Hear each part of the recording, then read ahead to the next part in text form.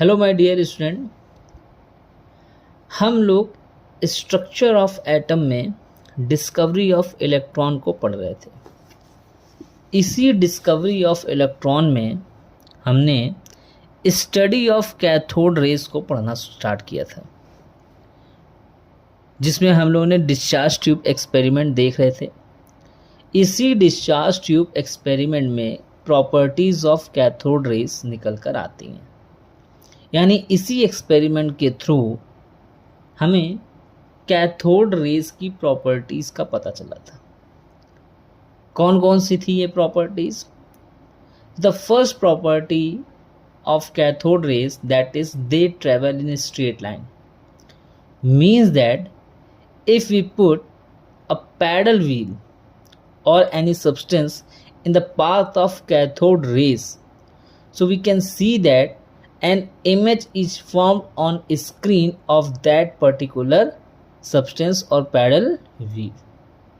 Means that कोई भी substance अगर कैथोड रेज के बीच में आ जाता है, उनके पाथ के बीच में आता है, और अगर वो उनको पेनिट्रेट नहीं कर पाती हैं तो वो उसकी इमेज बना देती हैं। तो इससे ये पता चलता है कि जो कैथोड रेज हैं वो स्ट्रेट लाइन में ट्रेवल करती हैं। अगर ये स्ट्रेट लाइन में ट्रेवल ना कर रही होती तो ये पैडल व्हील को या सब्सटेंस को क्या कर जाती, पार कर जाती। तो यहाँ पर इसकी इमेज फॉर्म नहीं होती। जैसे सनलाइट है, स्ट्रेट लाइन में आ रही है और कोई ऑब्जेक्ट उसके पाथ में आ जाता है, तो सनलाइट क्या करती है, अगर उसको पेनिट्रेट नहीं कर पा रही है तो उसकी एक इमेज फॉर्म कर देती है। Okay, now the next property of the cathode rays, that is cathode rays possess kinetic energy and are composed of material particles। यानी ये जो हमने पैडल व्हील लिया था, और अगर ये पैडल व्हील फ्रीली मूव करने के लिए इंडिपेंडेंट है, तो हम देखेंगे जैसे ही कैथोड रेज इस पैडल व्हील से स्ट्राइक करेंगी तो इसको रोटेट करना स्टार्ट कर देंगे। मीन्स दैट इनके मोशन की वजह से, कैथोड रेज की मोशन की वजह से जो इनमें काइनेटिक एनर्जी है वो इस पैडल व्हील से स्ट्राइक करने की वजह से इसको क्या कर दी, उन्होंने पास कर दी काइनेटिक एनर्जी। और तो काइनेटिक एनर्जी जैसे उन्होंने पास कर दी तो अब ये पैडल व्हील क्या करने लगा, रोटेट करने लगा। और वी नो दैट कि काइनेटिक एनर्जी जो होती है that is equals to half mv²। तो अगर काइनेटिक एनर्जी इनमें है कैथोड रेज में, तो इसका मतलब इनमें क्या होगा, मास भी होगा, नहीं होगा? यस, यानी इनमें मास भी होता है। और मास होगा तो इट मीन्स दैट ये किसी तरह के मटेरियल पार्टिकल से मिलकर बनी होंगी। अब वो मटेरियल पार्टिकल कैसे होते हैं, इनको हम लोग आगे भी देखेंगे। Cathode rays get deflected towards positive electrode when pass through an electric field. यानी जब इन्हीं कैथोड रेज को जब हम क्या करते हैं, किसी इलेक्ट्रिक फील्ड से पास कराते हैं, तो हम लोग देखते हैं जो इलेक्ट्रिक फील्ड का पॉजिटिव पोल होगा या पॉजिटिव इलेक्ट्रोड होगा, ये उसकी तरफ यानी उनके साइड क्या हो जाती हैं, डिफ्लेक्ट हो जाती हैं। तो बेटा अगर ये पॉजिटिव इलेक्ट्रोड की तरफ डिफ्लेक्ट हो रही हैं तो इसका मतलब इनके अंदर क्या होगा, नेगेटिव चार्ज होगा, है ना? तो वी कैन से दैट यानी कैथोड रेज जिन पार्टिकल्स से मिलकर बनी होती हैं उनमें नेगेटिव चार्ज होता है। ओके, कितना होता है ये भी अभी देखते हैं हम लोग। Cathode rays produce fluorescence, means glow, when they strike the glass wall of the discharge tube।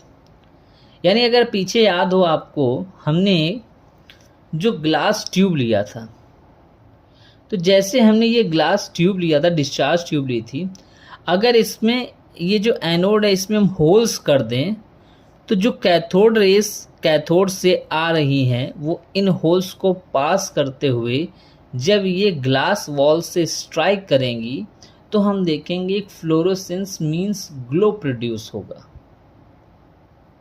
ठीक है। Now cathode ray produce ionisation in gases, यानी कैथोड रेस को जिन गैसेस से पास किया जाता है ये उनको आयनाइज कर देती हैं। और क्या करती हैं? Cathode rays produce X rays when they strike heavy metals, यानी कैथोड रेस अगर किसी हैवी मेटल से, जैसे आयरन, कोबाल्ट, इनसे अगर स्ट्राइक करती हैं तो एक्स रेस प्रोड्यूस करती हैं। अगर आपने एक्स रे मशीन देखी होगी तो उनसे कैथोड रेज निकलती हैं, और वो कैथोड रेज क्या होती हैं? किसी एक हैवी मेटल से क्या करती हैं? स्ट्राइक करती हैं तो एक्स रे प्रोड्यूस होती है। ठीक है, और भी कई तरीके होते हैं एक्स रेज प्रोड्यूस करने के, यही कोई तरीका नहीं होता, और भी कई सारे तरीके होते हैं। Now the next property that is cathode rays produce heating effect. कब? And can penetrate through thin sheets of metals, यानी अगर क्या होता है कि कैथोड रेज किसी सब्सटेंस या मेटल शीट्स से स्ट्राइक करती हैं तो एक हीटिंग इफेक्ट प्रोड्यूस करती हैं, और अगर वो मेटल शीट थिन है तो हो सकता है वो उसको पेनिट्रेट भी कर जाए, यानी पार भी कर सकती हैं। ओके, नाउ जैसे एल्युमिनियम फॉयल हो गई, जैसे क्या हो गई? Aluminium foil. तो हम देखेंगे कि जो एल्युमिनियम फॉयल से जब हम कैथोड रेज को पास कराएंगे तो वो उसको क्या कर जाएंगे? पार कर जाएंगे। और यही अगर जो इसमें पार्टिकल प्रेजेंट हैं कैथोड रेज में, अगर हम इनका चार्ज टू मास रेशियो निकालें तो हम देखते हैं कि इन पार्टिकल्स का means that the constituent particles of cathode rays, the charge to mass ratio of the constituent particles of cathode rays does not depend, किस पर? Upon the nature of gas, यानी आपने डिस्चार्ज ट्यूब में कौन सी gas ली है उसके nature पर, और किस मेटल का या किस मटेरियल का आपने इलेक्ट्रोड या कैथोड यूज किया है उस मटेरियल पर डिपेंड नहीं करते। यानी आप कोई भी गैस ले सकते हो, कोई भी मेटालिक इलेक्ट्रोड ले सकते हो, इससे फर्क नहीं पड़ता कि कैथोड रेस का चार्ज टू मास रेशियो क्या होगा। ओके, अगर हम चार्ज टू मास रेशियो की बात करें तो सबसे पहले जे थॉमसन साइंटिस्ट थे जिन्होंने इस चार्ज टू मास रेशियो को मेजर करने का काम किया था, और इन्होंने बताया था कि जो पार्टिकल्स, यानी कैथोड रेस के जो कॉन्स्टिट्यूएंट पार्टिकल्स है, ध्यान रखना अभी इसका इलेक्ट्रॉन नाम नहीं रखा गया था, अभी तक सिर्फ the constituent particle of cathode rays की बात हो रही है। So the charge to mass ratio of a constituent particle of cathode rays which is equal to 1.759 into 10⁸ coulomb per gram. ई मतलब क्या है बेटा? चार्ज है, तो चार्ज की यूनिट कूलाम, मास, एम मीन्स मास, तो मास की यूनिट ग्राम, यानी जो यूनिट होगी इसकी कूलाम पर ग्राम, और कितनी होगी इसकी वैल्यू? 1.758 इंटू 10⁸। ठीक है, और इसी जो निगेटिव पार्टिकल्स थे कैथोड रेस में, इनका नाम रखा था, एक डच फिजिसिस्ट थे या साइंटिस्ट थे विच इज H.A. लॉरेंस। इन्होंने इन पार्टिकल्स को इलेक्ट्रॉन बोला था। अब ये वैल्यू आई कहाँ से? Charge to mass ratio. ठीक है, तो इसके लिए बेटा एक एक्सपेरिमेंट किया गया था। क्या? कि जैसे डिस्चार्ज ट्यूब है, ये कैथोड से हमने बीम ऑफ इलेक्ट्रॉन पास कराई। अब हमने जैसे यहाँ ये डिस्चार्ज ट्यूब क्लोज होती थी, हमने इसको क्लोज वाला हटा के हमने क्या कर दिया, इसको एक इस टाइप का हमने अरेंजमेंट कर दिया, यानी ये जो डिस्चार्ज ट्यूब इस तरह ना क्लोज करके हमने इसको इस तरह क्लोज कर दिया, यानी इसके एक एंड पर हमने फ्लोरोसेंट स्क्रीन को लगा दिया, और ये जो बीम ऑफ इलेक्ट्रॉन पास हो रही है इसको हमने मैग्नेटिक फील्ड, ये जो सर्किल है दैट इज मैग्नेटिक फील्ड, और ये जो इलेक्ट्रोड है दैट इज इलेक्ट्रिक फील्ड, यानी दोनों से हमने पास कराया, मैग्नेटिक फील्ड से भी और इलेक्ट्रिक फील्ड से। तो जैसे क्या है, अगर हम कोई भी फील्ड अप्लाई नहीं कर रहे हैं तो we know that the cathode rays means that the beam of electron travel in straight line, यानी ये बी पर जाने चाहिए। लेकिन हमने क्या किया, अगर हमने इलेक्ट्रिक फील्ड अप्लाई कर दी तो हम देख रहे हैं ये बी से क्या हो गया, ए पर पहुंच गए। बी से क्या होगा, क्योंकि ये पॉजिटिव पोल की तरफ क्या होंगे, अट्रैक्ट होंगे ना, पॉजिटिव ये वाला है तो ये इसकी तरफ थोड़ा सा क्या होगा, डिफ्लेक्ट हो गया।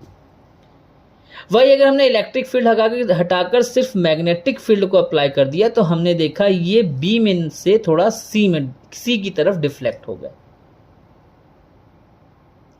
ठीक है, तो ये जो डिफ्लेक्शन आ रहा है in the presence of electric field और मैग्नेटिक फील्ड, इसी सर एक फॉर्मूला निकलता है that is E upon M is equal to capital E upon B square R. क्या है, E we know that the charge on electron, m the mass of electron. The capital E means that हम the strength of electric field, जो electric field हमने apply की है उसकी strength क्या है। Similarly B square means the strength of magnetic field. And the what is R, R means radius, किसकी, the radius of circular path describe by electron in magnetic field, यानी ये जो मैग्नेटिक फील्ड अप्लाई हुई है जिसको हमने circle से denote किया है यहां पर, उस सर्कुलर पाथ की रेडियस विच इज आर।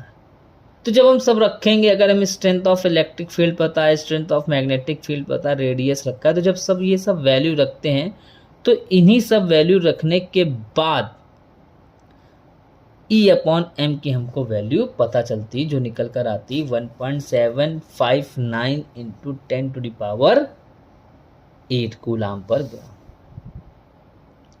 अब बेटा अगर E अपॉन एम की वैल्यू हमको पता चल गई तो अगर इनमें से की E या M की अगर हमको वैल्यू पता चली जाए तो हम दूसरे की अपने आप निकाल सकते हैं। जैसे सपोज दैट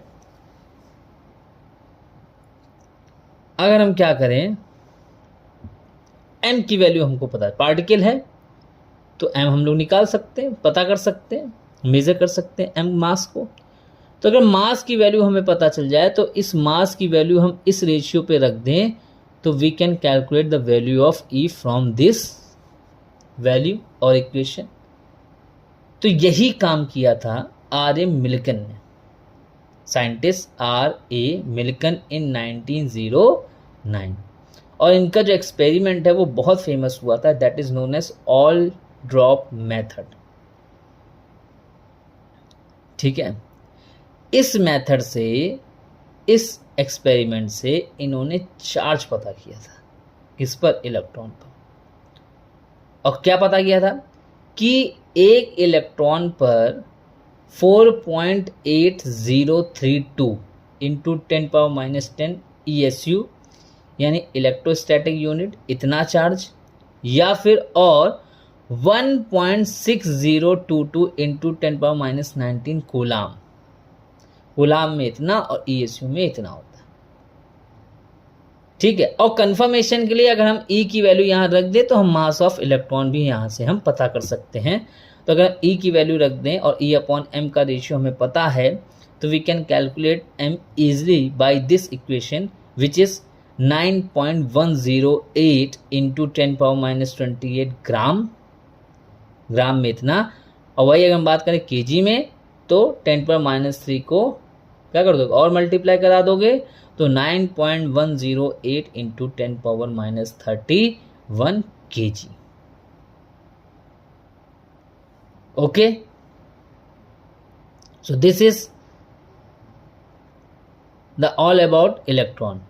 अब यहीं से बेटा हम क्या कर सकते हैं, इलेक्ट्रॉन की डिफिनीशन निकाल सकते हैं। इलेक्ट्रॉन के विषय में सब कुछ पता कर लिया, चार्ज पता कर लिया, मास पता कर लिया, E/m रेशियो भी लगभग पता कर लिया, लगभग क्या मतलब पता ही कर लिया। तो यहाँ से अगर हम इलेक्ट्रॉन की डिफिनीशन देना चाहें तो हम क्या दे सकते हैं, तो we can say that an electron is a सब एटॉमिक पार्टिकल, यानी जो इलेक्ट्रॉन होता है वो किसी भी एटम का सब एटॉमिक पार्टिकल होता है जिस पर which bears 1 unit negative charge, यानी जिस पर 1 यूनिट नेगेटिव चार्ज होता है। और यही अगर चार्ज कूलाम में बात करें तो 1.6 इंटू 10⁻19 कूलाम हो जाएगा। And has a mass of, और जिसका जो मास होता है 9.108 इंटू 10⁻28 ग्राम होता है। और ये जो बेटा मास होता है ना 9.108 इंटू 10⁻28 ग्राम, ये हाइड्रोजन एटम का 1/1837 पार्ट होता है। तो इसको ऐसे भी बोल सकते हैं एन इलेक्ट्रॉन इज अ सब atomic particle which bears a unit negative charge and has, या the mass of that particle is 1/1837 part of hydrogen atom. समझे? तो ये इलेक्ट्रॉन की डिफिनीशन मैंने लिख रखी है जो मैंने आपको सामने बता। अब यहीं से इलेक्ट्रॉन की डिस्कवरी हो गई। अब हम लोग देखेंगे डिस्कवरी ऑफ प्रोटॉन। अगर नेगेटिव चार्ज है तो इसका मतलब, और हमें पता है जो एटम पर होल चार्ज होता है दैट इज न्यूट्रल, जीरो। तो अगर इसमें नेगेटिव चार्ज है तो उसको न्यूट्रल करने के लिए एटम में क्या होगा, पॉजिटिव चार्ज होगा। तो यहीं से कॉन्सेप्ट मिलता है हमको डिस्कवरी ऑफ प्रोटॉन का। देखते हैं उसको हम लोग। यस, हम लोग देखने जा रहे हैं discovery of protons. Means the positive particle present in an atom. जैसे अभी मैंने आपको बताया कि अगर एटम में नेगेटिव चार्ज प्रेजेंट है and we know that the atom, the whole atom is electrically neutral, so we can say that for balancing the negative charge there will be a positive charge. ठीक है, अब ये बात कैसे पता चली कि इसमें पॉजिटिव चार्ज होगा, तो कैसे होगा? तो इसके लिए जब कैथोड रेज एक्सपेरिमेंट किया जा रहा था, उसी एक्सपेरिमेंट को ध्यान में रखते हुए 1886 में एक साइंटिस्ट हुए Goldstein. That is the major contribution of Goldstein in atomic structure. Basically ये एक जर्मन साइंटिस्ट थे और क्या बताया इन्होंने, जो डिस्चार्ज ट्यूब थी कैथोड रेज में, कैथोड रेज एनालिसिस में या स्टडी में, तो वहाँ पर कैथोड से एनोड की तरफ निगेटिव चार्ज ट्रैवल कर रहे थे, वी नो दैट। तो इन्होंने क्या किया, इन रेज की डेंसिटी को कम करने के लिए कैथोड में इन्होंने होल्स कर दिए। और जैसे ही इन्होंने होल्स किए तो यहाँ पर जो कैथोड रेस थी उनकी डेंसिटी कम हुई, तो जो कैथोड से एनोड की तरफ जो रेस आ रही थी वो इन होल से पास होकर इसके पीछे जो वॉल थी उससे स्ट्राइक करके शाइनिंग, ग्लो या फ्लोरेसेंस जो भी आप बोले प्रोड्यूस कर रही। तो इससे ये पता चला सेम टू सेम अगर कैथोड से एनोड की तरफ रेस ट्रेवल करती हैं तो एनोड से कैथोड की तरफ भी रेस क्या होंगी, कुछ रेस ट्रेवल करती हैं, जिनको इन्होंने कैनाल रेस, कहने को तो हम लोग एनोड रेस भी कह सकते हैं, बट इन्होंने इनका नाम रखा canal rays. Same to same वही एक्सपेरिमेंट था, कोई बहुत ज़्यादा मेजर चेंज नहीं किया, सिर्फ जो चेंज किया that is the holes in cathode. अब ये तो पता चल गया कि एनोड से कैथोड की तरफ भी क्या होती है, कुछ रेस आती हुई हमको दिखाई देती है। तो इसका मतलब अब इनको एनालिसिस करना पड़ेगा। सो दिस थ्योरी और this experiment is called canal rays theory या canal rays, study of canal rays. क्या था इसमें, same to same cathode rays की तरह कैनाल रेस भी स्ट्रेट लाइन में ट्रेवल करती थी। वही सेम टू सेम जो एक्सपेरिमेंट कैथोड रेस में किया गया वही कैनाल रेस के साथ भी एक्सपेरिमेंट किया गया। Now in the presence of N electric field, जैसे उसमें कैथोड रेस को इलेक्ट्रिक फील्ड से पास कराया गया था तो हमने उनमें डिफ्लेक्शन देखा था। Same to same canal rays को भी इलेक्ट्रिक फील्ड या मैग्नेटिक फील्ड से पास कराने पर हमने देखा इनमें भी सेम टू सेम डिफ्लेक्शन हुआ।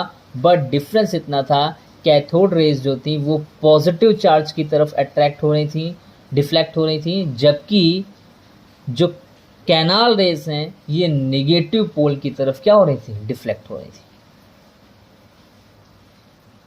ठीक है। The charge to mass ratio of the constituent particle means that जिन पार्टिकल्स से कैनाल रेस बनी हैं अगर उनका हम चार्ज टू मास रेशियो निकालें तो वो क्या करेंगे, the varies with the nature of the gas taken in the discharge tube. यानी आपने डिस्चार्ज ट्यूब में जो गैस ली है उस गैस के नेचर पर charge to mass ratio depend करेगा। और जबकि कैथोड रेस में इस बात का कोई फर्क नहीं पड़ता था कि आपने कौन सी गैस डिस्चार्ज ट्यूब में ली है या आपने किस मटेरियल के एन इलेक्ट्रोड का यूज़ किया है, यहाँ पर इन बातों का मैटर करता है। कैसे करता है हम लोग देखें। नाउ इसका जो मास देखा गया, the mass of a constituent particle of canal rays, वो अप्रॉक्सीमेटली 2000 टाइम्स और more than the mass of an electron. Means that the constituent particle जो कैनाल रेस में प्रेजेंट है या जिनसे कैनाल रेस बनी है उनका जो मास होता है वो रफली अराउंड 2000 टाइम्स या मोर देन ऑफ इलेक्ट्रॉन से क्या होता है, ज़्यादा होता है। Means that the protons are heavier than electron. बेटा अगर प्रोटॉन्स इलेक्ट्रॉन से क्या है, हैवियर हैं, तो इनका चार्ज टू मास रेशियो ज़्यादा होगा कि कम होगा। चार्ज टू मास रेशियो कैसे बेटा, charge ratio means E/m। Charge कम, चार्ज तो सेम ही रहेगा, बस इसमें नेगेटिव होगा इलेक्ट्रॉन में और प्रोटॉन में पॉजिटिव होगा। E/m means that the reciprocal of mass. Mass ज़्यादा तो E/m की वैल्यू कम, मास कम E/m की वैल्यू ज़्यादा। तो अगर ऑन फिगर की बात करें तो E/m की value for proton is less and for electron is high. But जब हम पॉजिटिव और निगेटिव में वैल्यू लिखेंगे, भाई फॉर इलेक्ट्रॉन इज निगेटिव, तो वैल्यू निगेटिव में आएगी। E/m के लिए क्या आएगी, निगेटिव में आएगी। और जो निगेटिव में वैल्यू होगी वो क्या होगी, कम होगी। एंड फॉर प्रोटॉन जो वैल्यू आएगी वो पॉजिटिव आएगी। क्या आएगी, पॉजिटिव आएगी। तो अगर हम पॉजिटिव पॉइंट ऑफ व्यू से देखें फॉर पॉजिटिव चार्ज तो इट मीन्स दैट इसमें क्या, इसकी वैल्यू क्या होगी, ज़्यादा होगी। तो the E/m value of these particles were maximum on the basis of we use the positive sign for electron. So we can say that the E/m value of these particles were maximum. But if we talk about only the value of electron or proton, the value of charge of electron and proton without sign, so we can say that the E/m for electron is higher and E/m for proton is less.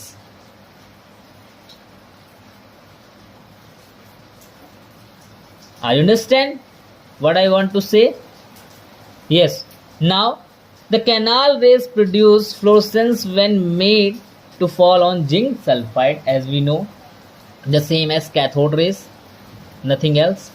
Now the lightest charge particle, सब कुछ हो गया, पता चल गया कि ये जो कैनाल रेज हैं जिन पार्टिकल से मिलकर बनी होती हैं उनको प्रोटॉन कहते हैं। ठीक है, प्रोटॉन मीन्स पॉजिटिव चार्ज से। तो the lightest charge particle were obtained when the gas taken in the discharge tube was hydrogen. Means that ये जो पार्टिकल हमको मिला है, जो डिस्कवरी हुई थी, उस टाइम पर हाइड्रोजन गैस का यूज़ किया गया था डिस्चार्ज ट्यूब में। तो जो E/m की वैल्यू हम लोग निकालते हैं प्रोटॉन के लिए, वो हाइड्रोजन गैस के होने की वजह से वो वैल्यू निकलती है। सपोज अगर हम वहाँ पर कोई और गैस लेते तो E/m की वैल्यू क्या करेगी, वेरी करेगी। ठीक है, so they had the minimum charge, minimum maximum mass क्या है, मैक्सिमम है, और चार्ज सेम एज है। तो वही बात अभी जो मैंने बताई सेम टू सेम यहाँ पर हो जाएगी। तो if we calculate the mass of proton by E/m ratio, so we can calculate it 1.672 into 10 power minus 27 kg, which is approximately 2000 times near about of mass of electron. Okay, so this is the discovery of proton. Now after the discovery of electron and proton, जब electron और proton की discovery हो गई बेटा, तो अब उनका atom में अरेंजमेंट कैसे होगा, कैसे इलेक्ट्रॉन और प्रोटॉन प्रेजेंट होंगे एटम में। तो इसको डिस्क्राइब करने के लिए कई साइंटिस्ट ने अपने अपने मॉडल्स दिए, जिसमें जो फर्स्ट मॉडल था that is Thomson's model of atom. इसको हम लोग प्लम पुडिंग मॉडल और वाटरमेलन मॉडल भी कहते हैं।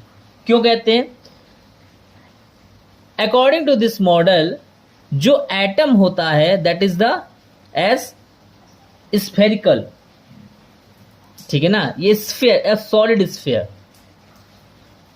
Now and if we cut just like watermelon, अब जैसे ही वाटरमेलन को अगर हम बीच से कट करें तो हम लोग को क्या दिखता है, तो हम लोग को दिखता है जो रेड रेड का एक सॉलिड पार्ट होता है और जिसमें ब्लैक सीड्स आर इमिडेड, जिसमें जो ब्लैक सीड्स होते हैं उस रेड वाले पोर्शन में पार्ट में क्या होते हैं, बीच में धसे होते हैं।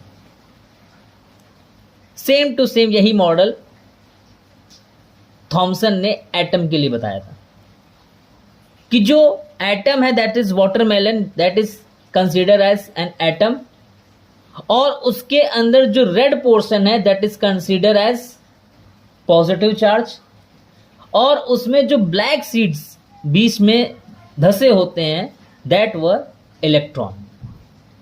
Yes, that were electron. और इन्होंने इलेक्ट्रॉन प्रोटॉन के स्टेशनरी पोजीशन को लेकर ये मॉडल क्या किया था, एक्सप्लेन किया था। और इनके मॉडल आने तक प्रोटॉन की डिस्कवरी नहीं हुई थी। हाँ, केवल इतना पता चला था कि क्या हो गया था कि एटम में निगेटिव चार्ज यानी इलेक्ट्रॉन प्रेजेंट है, तो उसको बैलेंस करने के लिए उसमें पॉजिटिव चार्ज भी प्रेजेंट होगा। इसीलिए इन्होंने जो रेड वाले पोर्शन को पॉजिटिव चार्ज बताया, क्योंकि इनके टाइम तक प्रोटॉन की डिस्कवरी नहीं हुई थी।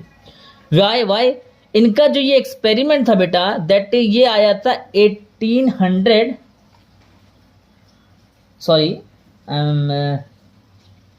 1904। यस, इनका जो मॉडल आया था 1904 को आया था, जबकि जो प्रोटॉन की डिस्कवरी हुई है वो हुई है 1911 में, यानी इसके ठीक 7 साल बाद।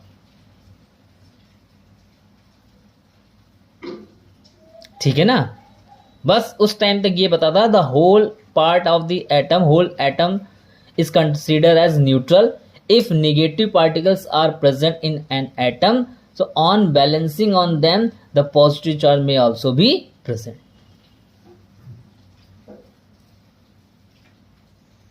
ठीक है, yes. So what are the salient features of this model are the atoms consist of a unit. Atom consists of a uniform sphere of radius about 10⁻⁻8 centimetre, यानी एटम जो होता है वो एज ए स्फीयर होता है और जिसकी radius 10⁻⁸ centimetre तक हो सकती है, इससे कम भी हो सकती है, इससे ज़्यादा नहीं होगी। मोस्टली अभी तक ऐसा कोई एटम नहीं मिला है किसी भी एलिमेंट का जिसकी रेडियस 10⁻⁸ सेंटीमीटर से ज़्यादा हो। The positive charge is spread over the entire surface of this sphere. Means जो पॉजिटिव चार्ज होता है एटम में वो इस स्फीयर के पूरे पार्ट में क्या होता है, फैला होता है। And the electrons are embedded in this sphere in such a way that the net charge on the sphere is 0। Means that जो इलेक्ट्रॉन्स हैं, जो निगेटिव चार्ज इलेक्ट्रॉन्स हैं, वो इस स्फीयर के रेड वाले पोर्शन में या उस स्फीयर के पोर्शन में इस टाइप से एम्बेडेड होते हैं कि उनका जो नेट चार्ज है वो 0 हो सके या 0 रहे। That's why we can say that atom is electrically neutral. So that is the Thomson's model of atom. ठीक है, अब इसके बाद के जो मॉडल हमने देखेंगे वो हम लोग देखेंगे कि जब प्रोटॉन की डिस्कवरी हो चुकी है। अब इसके बाद के जो आपको मॉडल मिलेंगे, देखो ये मॉडल तो कहीं भी आज की थ्योरी के हिसाब से फिट नहीं बैठता है, बट एक उन्होंने डायरेक्शन दी लोगों को, थॉमसन ने, ये एक बहुत बड़ा इनका कंट्रीब्यूशन है। हाँ, इसके बाद के जो आप एक्सपेरिमेंट देखेंगे वो काफ़ी हद तक आपको सही लगेंगे, बट कुछ पॉइंट ऑफ व्यू को, यानी वो कुछ चीज़ों को एक्सप्लेन नहीं कर पाते हैं, तो कुछ पॉइंट ऑफ व्यू से वो मॉडल्स क्या हो जाएंगे, फेल हो जाएंगे। बट पढ़ना तो पड़ेगा। ओके, क्यों? आज आप कहेंगे कि सर जब फेल ही होना है सारे मॉडल्स को तो हम पढ़ें क्यों? जैसे अभी मैंने लेटेस्ट 3-4 महीने पहले एक वेब सीरीज देखी, दैट इज कोटा फैक्ट्री। तो वहाँ पर एक जो स्टूडेंट है बेचारा, वो केमिस्ट्री पढ़ पढ़ के फ्रस्ट्रेट हो गया। तो उसका जो मैं डायलॉग डिलीवरी में सुन रहा था कि पहले ये मॉडल आया, फिर वो मॉडल आया, और इसके बाद ये फेल हुआ, वो फेल हुआ। तो जब फेल ही हो गए तो पहले आप बना लो, उसके बाद पढ़ा लो। तो बेटा ये कोई एक दिन का काम नहीं है कि मॉडल एक दिन में बन गए। ठीक है, ऐसे लाखों रिसर्च चलती रहती हैं डेली। कई सारे साइंटिस्ट हैं जो रिसर्च करते रहते हैं, और ये इस सब स्टडी का ही कमाल है कि आज हम आपको ऑनलाइन पढ़ा पा रहे हैं। बैंड ऑफ स्पेक्ट्रम, ये सब अगर ना डिस्कवर किए गए होते लोगों ने, ये थ्योरी अगर, भाई ये जो आज हम मॉडर्न फिजिक्स पढ़ते हैं that is the part of this model. कहीं ना कहीं लोगों ने ये मॉडल दिए, फिर अदर साइंटिस्ट आए, उन्होंने उसके आगे सोचा, फिर उन्होंने अपने मॉडल दिए, फिर अदर साइंटिस्ट आए, उन्होंने अपने आगे सोचा। तो देखो बेटा, नॉलेज का कोई एंड नहीं है, नॉलेज की कोई लिमिट नहीं है। आप चाहे जितनी नॉलेज ले लीजिए, और कोई भी आज तक इस दुनिया में पूरी की पूरी नॉलेज गेन नहीं कर पाया। ये सिर्फ एक मेथड, एक इंफॉर्मेशन है आप तक पहुंचाने का कि बेटा ये एक्सपेरिमेंट हुआ है, इसके बाद लोगों ने ये इस टाइप से सोचा, तब ये डिस्कवरी हुई, फिर ये साइंटिस्ट है, इन्होंने इस टाइप से सोचा। तो ये आपकी सिर्फ और सिर्फ क्यूरियोसिटी और क्रिएटिविटी को बढ़ाने के लिए ये सब एक्सपेरिमेंट या ये सब चीजें पढ़ाई जाती हैं।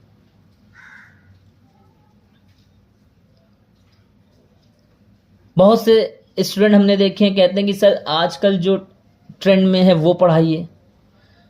तो बेटा ट्रेंड में, आज ट्रेंड, अगर आप ट्रेंड का पढ़ोगे तो ट्रेंड आज है कल नहीं है।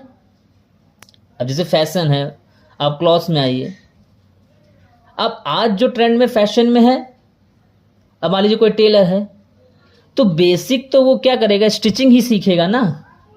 अब स्टिचिंग के टाइप्स वो बदलते जाएगा, कटिंग कैसे करनी क्लॉथ की वो चेंज करता जाएगा। लेकिन जब तक उसको बेसिक नहीं पता होगा बेटा, तब तक वो ट्रेंड कैसे बनेगा।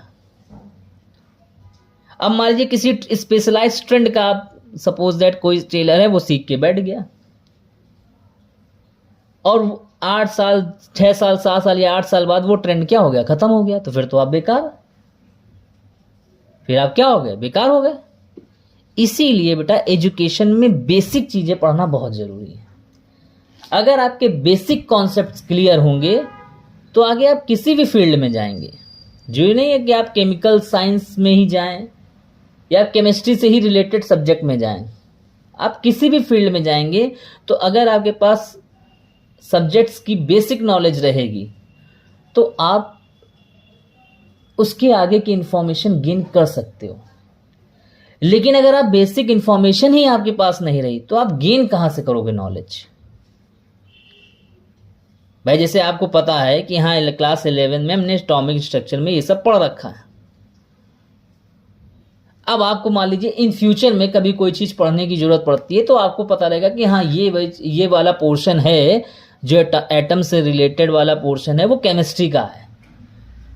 तो आप केमिस्ट्री की एटॉमिक स्ट्रक्चर की बुक निकालोगे और आप जो बेसिक है वो पढ़ा होगा तो आपकी चीजें रिकॉल होंगी और आप उसके आगे की फर्दर स्टडी को कंटिन्यू कर सकते हो। लेकिन अगर आपको पता ही नहीं है कि ये चीज है किससे रिलेटेड तो आप स्टडी क्या करोगे। तो ये सब जो मैं वीडियोस देखता हूँ जो लोग बना बना के डालते हैं कि ये स्टडी हमारे काम की नहीं, वो स्टडी काम, आजकल जैसे ट्रेडिंग स्टॉक मार्केट की ट्रेडिंग का बड़ा ट्रेंड्स चल रहा है तो लोग कह रहे हैं ऐसी पढ़ाई किस काम की जो पैसा ना। बेटा ये ट्रेडिंग का जो सॉफ्टवेयर बन रहे हैं आजकल, जो आप ट्रेडिंग को समझ पा रहे हो, ये किसकी देन है, ठीक है ना। ये जो आज आप इतने सारे ट्रेडिंग के एप्स देख रहे हो जो आपकी कैलकुलेशन प्रेडिक्शन को इतना मतलब समझा पा रहे हैं आपको इजी वे में, ये है किसकी देन, ये टेक्नोलॉजी की तो देन है। और टेक्नोलॉजी किसकी देन है, स्टडी की। तो जिन्होंने ये ऐप हैं, जो डेवलपर हैं इन ऐप्स के, अगर उन्होंने पढ़ाई ना की होती इस चीज से रिलेटेड तो आज हम लोग क्या उस चीज को समझ पाते। इसलिए फर्स्ट जनरेशन थोड़ा एफर्ट मतलब बहुत ज़्यादा एफर्ट करती है तो सेकंड जनरेशन को थोड़ा कम एफर्ट करना पड़ता है। और सेकंड जनरेशन भी अगर बहुत ज़्यादा एफर्ट कर ले गई तो आने वाली जो और नेक्स्ट जनरेशन्स हैं उनको बहुत कम एफर्ट में चीज़ें मिलने लगती हैं। और जब चीज़ें बहुत ईजिली वे में मिलती हैं तो आप पीछे की चीज़ों की कदर नहीं करते हैं। इसलिए जब भी आपको कोई चीज़ ईजिली मिले आपको तो आप थैंक्स करिए गॉड का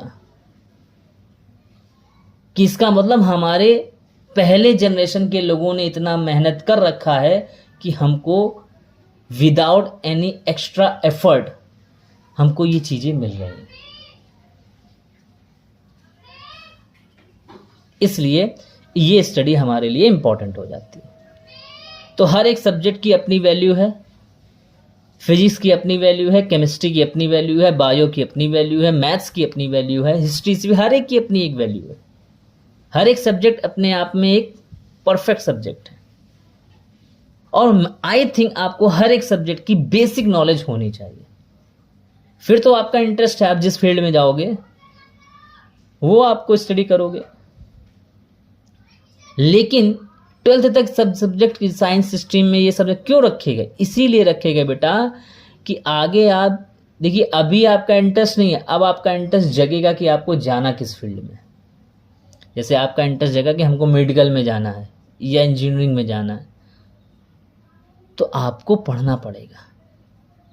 या सपोज दैट किसी का इंजीनियरिंग है वो CS डिपार्टमेंट में चला गया, कंप्यूटर साइंस में, अब कहेगा सर मेरे लिए केमिस्ट्री किस काम की। तो ये आपका इंटरेस्ट 12th के बाद आया। मान लीजिए शुरुआत से ही आपका इंटरेस्ट आ जाता कि सर हमको शुरुआत से ही पता था कि हमको कंप्यूटर लाइन में जाना है, फिर क्या करते। तो फ्यूचर किसी ने देखा नहीं है, आप सिर्फ फ्यूचर को प्रिडिक्ट कर सकते हो। हर एक व्यक्ति, हर एक पर्सन अपनी लाइफ में बनना कुछ चाहता है लेकिन सर्कमस्टेंसेस और कंडीशंस कुछ ऐसी होती है कि वो बनता कुछ और है। This is the true fact of everyone's life. हाँ होते हैं वो हजारों या लाखों में एक होते हैं जो चाहते हैं वही बनते हैं। लेकिन मोस्ट ऑफ द केसेस में आप देखेंगे हमारे हाथ में नहीं होता है। वो ऐसी परिस्थितियां होती हैं, ऐसा सर्कमस्टेंसेस बन जाते हैं कि आपको उस फील्ड में जाना पड़ता है। और जिस दिन आपने ये मान लिया कि हमको जिस फील्ड में जाना है उसमें हमें 100% देना है, तो आपको सक्सेस होने से कोई नहीं रोक सकता। आधे लोग, आधे क्या कहूँगा मैं, आधे से ज़्यादा लोगों को कहूँगा कि वो सक्सेस क्यों नहीं है। वो बेटा इसीलिए नहीं सक्सेस है कि वो जो काम कर रहे हैं ना, वो ये सोच के कर रहे हैं यार ये मेरा करने का मन नहीं था, मुझे यहाँ पे आना नहीं था, तो मेरा मन नहीं लगता काम में। ये आपके साथ नहीं है, ये इंडिया की 75 से 80% पॉपुलेशन के साथ में ऐसा है। और जिसने ये मान लिया कि जो हमारा काम है वही सब कुछ है, हम जिस फील्ड में आ गए हैं या जिस फील्ड में हमें जाना है हमें वही करना है, और अगर आपने अपने काम से प्यार कर लिया तो फिर आपको सक्सेस होने से कोई नहीं रोक सकता।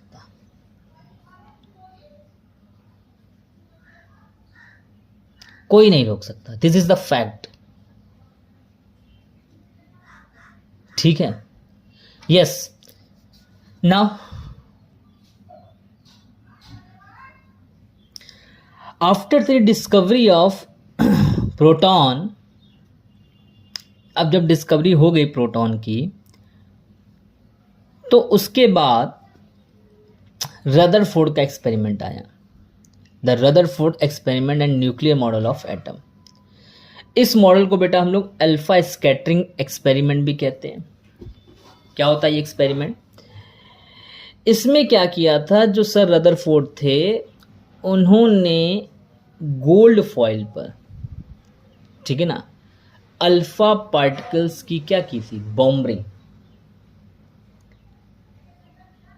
से एटम का स्ट्रक्चर पता करने की कोशिश की थी।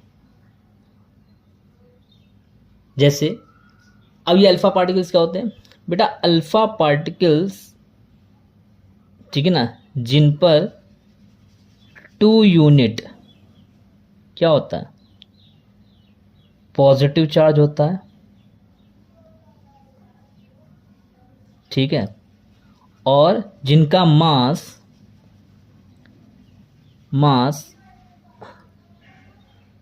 4 यूनिट होता है। क्या होता है? 4 यूनिट। किसके? प्रोटॉन की। इसीलिए अल्फा पार्टिकल को हम लोग 2He4 लिखते हैं। क्या लिखते हैं?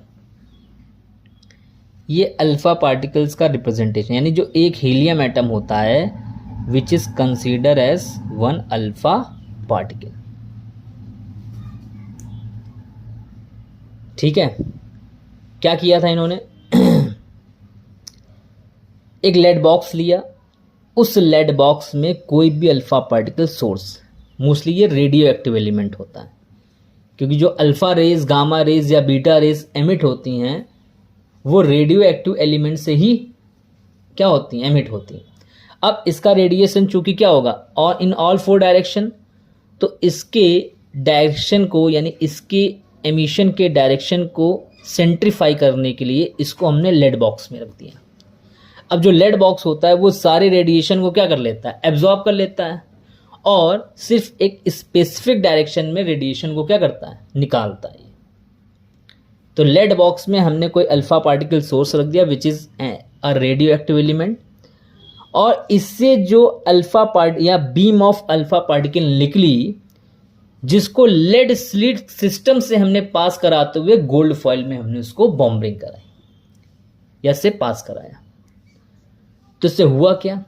और हाँ, इसके चारों तरफ ये जो गोल्ड फॉइल थी, इसके चारों तरफ एक सर्किल फॉर्म में, ठीक है ना, हमने एक फ्लोरोसेंट जिंक सल्फाइड की स्क्रीन लगा दी। इससे क्या होगा? तो जैसे ही यह beam of alpha particle gold foil में एमिट होगी, तो आप देखेंगे यहां बीम पड़ेगी एक, और जैसे ही गोल्ड फॉइल में पड़ेगी तो आपको हर एक डायरेक्शन में क्या मिलेगी, गोल्ड फॉइल से हर एक डायरेक्शन में बीम ऑफ अल्फा पार्टिकल निकलती हुई दिखाई देगी। तो जो बीच वाली, जो बिल्कुल विदाउट एनी डिफ्लेक्शन वाली बीम है, ठीक है ना, इसकी जो स्ट्रेंथ होगी ये और बीम से क्या होगी, स्ट्रांग होगी, डार्क होगी। तो इससे क्या पता चलेगा? इससे पता ये चलेगा कि most of the alpha particle, ठीक है, इस गोल्ड फॉयल से पास होकर विदाउट एनी डिफ्लेक्शन सीधे निकल जाते हैं। यानी ये वे अल्फा पार्टिकल्स हैं जिनके डायरेक्शन में कोई भी डिफ्लेक्शन नहीं आया। अराउंड 90% अल्फा पार्टिकल्स ऐसे हैं जिनके डायरेक्शन में कोई भी डिफ्लेक्शन नहीं आया। तो इससे क्या पता चला? इससे बेटा ये पता चला कि most of the part of an atom, भाई गोल्ड फॉयल में क्या होंगे? गोल्ड के एटम होंगे। तो most of the part of an atom is hollow और वैकेंट। यानी कि किसी भी एटम का जो ज्यादा से ज्यादा पार्ट होता है वो वैकेंट होता है या फिर हॉलो होता है, तभी इनके पाथ में कोई भी डिफ्लेक्शन नहीं आया। ठीक है। और कुछ पार्टिकल ऐसे थे जो क्या हो गए थे? एक स्पेसिफाइड एंगल में डिफ्लेक्ट हो गए थे अपने पाथ से। यानी इसका मतलब ये हुआ कि अल्फा पार्टिकल गए, गोल्ड फॉयल के गोल्ड एटम से स्ट्राइक किए, और स्ट्राइक करने के बाद क्या हुआ? वो एक स्पेसिफाइड एंगल में डिफ्लेक्ट हो गए। इससे क्या पता चला? इससे पता चला which indicates that the positive charge is concentrated somewhere in the atom. यानी उस एटम के अंदर कहीं ना कहीं पॉजिटिव चार्ज है, जिससे ये अल्फा पार्टिकल स्ट्राइक करके एक स्पेसिफाइड एंगल में क्या हो रहे थे? डिफ्लेक्ट हो रहे थे। और उनमें भी कुछ अल्फा पार्टिकल ऐसे थे जिनका deflection through a very large angle था। मीन्स दैट कुछ अल्फा पार्टिकल ऐसे थे जिनका एंगल ऑफ डिफ्लेक्शन बहुत ज्यादा था। और उनमें से आगे भी जब ये एक्सपेरिमेंट हम बेरिलियम एटम के साथ करेंगे तो आप ये angle of deflection 180 degree Celsius तक देखेंगे। यानी जिस पाथ में अल्फा पार्टिकल जा रहे हैं, कुछ अल्फा पार्टिकल उसी पाथ में क्या हो रहा है? वापस आ रहे हैं। यानी इतना मैक्सिमम एंगल ऑफ डिफ्लेक्शन आपको देखने को मिलेगा। ठीक है। इससे क्या हुआ? A few alpha particles got deflected through very large angle, about 1 in 20,000। यानी 20,000 में से एक अल्फा पार्टिकल ऐसा है जो मैक्सिमम या लार्ज एंगल तक क्या हो रहा है? डिफ्लेक्ट हो रहा है। इससे suffered a deflection of even 180 degree and come straight back, which means there is something very heavy in the atom. यानी उस एटम में कुछ ऐसा है जिसका मास बहुत ज्यादा है compare to other part of atom. ठीक है। ये हम लोग एग्जिस्टेंस, यहीं से एग्जिस्टेंस ऑफ न्यूक्लियस का पता चलता है। देखो आगे फर्दर स्टडी का यहीं से रदरफोर्ड के एक्सपेरिमेंट का हमको एक बेस मिल गया। तो अगर सपोज दैट रदरफोर्ड ने ये स्टडी ना की होती, एक्सपेरिमेंट ना किया होता, तो हमको एग्जिस्टेंस ऑफ न्यूक्लियस का पता ही नहीं चल पाता। इसीलिए कोई स्टडी अगर फेल हुई है तो वो फेल क्यों हुई? क्योंकि उससे एक फर्दर स्टडी निकल के आई और उससे हमें कुछ नई चीजों का पता लगा। ठीक है ना। कोई मान लीजिए फर्स्ट अटेम्प्ट में फेल हुआ, कोई सक्सेस हुआ, मान लो आपने कोई एग्जाम दिया, आप पहली बार में फेल हुए, दूसरी बार में फेल हुए, या 4 टाइम्स में आपने वो एग्जाम क्रैक कर लिया, क्लियर कर लिया, तो क्या आपके बाकी के 3 अटेम्प्ट क्या हो गए? बेकार हो गए, फेल हो गए। भाई फर्स्ट अटेम्प्ट में आपने कुछ मिस्टेक की, उनको इंप्रूव किया। सेकंड स्टेप में आपने कोई मिस्टेक की, फिर उनको इंप्रूव किया। और 4th अटेम्प्ट तक आते आते आप क्या हो गए? मैच्योर हो गए। और आपसे ये उम्मीद नहीं हुई हो सकती कि आप अब आगे कोई मिस्टेक करेंगे, तभी वो आपने एग्जाम क्या कर लिया? क्रैक कर लिया, क्लियर कर लिया। और जो यहीं पर हार मान जाते हैं कि चलो भाई हाँ ठीक है, आगे पता नहीं क्या करना हमको, आगे क्या हो क्या ना हो। तो अगर ऐसा ही सब लोग सोच लें तो फिर ये जो एक नई नई इन्वेंशन हम लोग देख रहे हैं आजकल अपने चारों तरफ एटमॉस्फेयर में, तो बेकार हो जाए। क्या किसी ने सोचा था आज से 40 साल 50 साल पहले कि हम एक दूसरे को मैसेज तो चलो ट्रांसफ़र करने की बात दूसरी हो गई, किसी ने सोचा था कि हम फोटोज़ और वीडियोज़ भी हम एक दूसरे को भेजेंगे? आज से आप कुछ नहीं, बहुत ज़्यादा नहीं, केवल आप 25 से 30 साल पीछे जाइए। किसी ने सोचा था कि हम फोटोज़ भी एक जगह से दूसरी जगह भेज देंगे, हम वीडियोज़ भेज देंगे, ऑडियोज़ भेज देंगे? तो कहीं ना कहीं एक पीछे लोगों को डिस्कवरी हुई, इन्वेंशन हुए, उससे लोग क्या हुए? मोटिवेट हुए और फर्दर स्टडी के लिए क्या हुए? एक्साइटेड हुए। तो आज नई नई क्या इन्वेंशन हमारे सामने देखने को मिल रही है। तो कोई भी स्टडी बेटा बेकार नहीं होती है, स्टडी सब अच्छी होती है। आप देखिए, एजुकेशन एक ऐसी चीज है जो आपको आपकी लाइफ में कहां पहुंचा देगी आप उम्मीद भी नहीं कर सकते।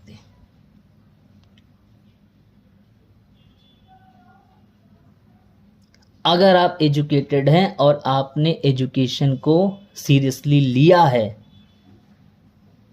तो हो सकता है कि जो आप चाहते हो वो ना मिले, उससे ज़्यादा आपको मिले किसी दूसरे मीडियम से। ठीक है ना? तो इसलिए कोई भी एजुकेशन, कोई भी पार्ट ऑफ एजुकेशन बेकार नहीं होता है। मैं बार बार ये बात अपने वीडियो में कहता हूं। नाउ, तो ये एक्सपेरिमेंट हुआ। अब इस एक्सपेरिमेंट के बेसिस पर रदरफोर्ड ने अपना एटॉमिक मॉडल पेश किया, जिसको हम लोग रदरफोर्ड्स न्यूक्लियर मॉडल कहते हैं। ठीक है, क्या था ये मॉडल? आइए देखते हैं इसको। यस, क्या क्या कहता है मॉडल? देखिए जो रदरफोर्ड न्यूक्लियर मॉडल था, यानी अब हमको यहां पर न्यूक्लियस, एटम के अंदर एक न्यूक्लियस होता है, इस बात का पता चल गया। तो रदरफोर्ड ने बताया अपने मॉडल में ऑलमोस्ट ऑल द मास, यानी जो न्यूक्लियस है, almost all the mass and entire positive charge of an atom is concentrated into its centre.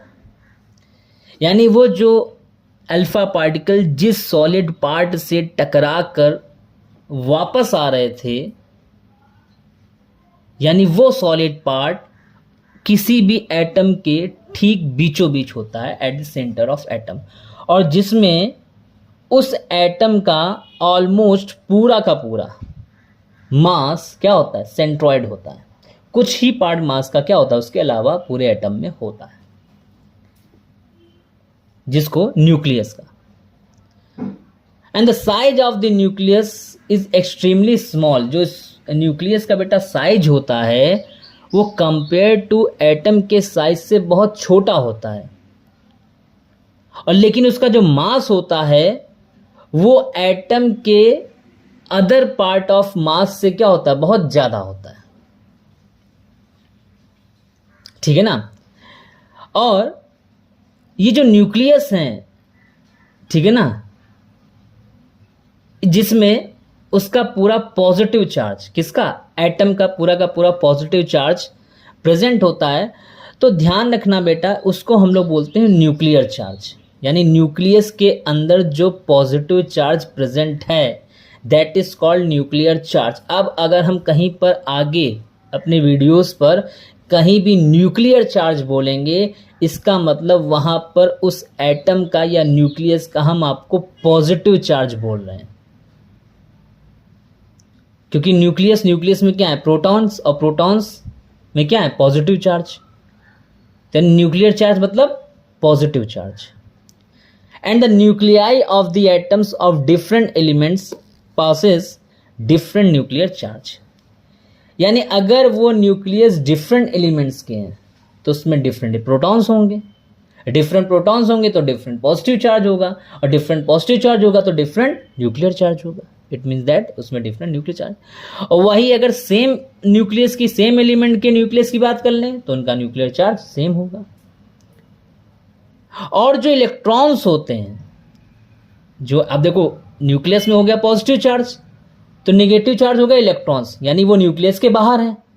तो न्यूक्लियस के बाहर इलेक्ट्रॉन किस टाइप से हैं? तो electrons move at very high speeds around the nucleus in orbits और close circular paths.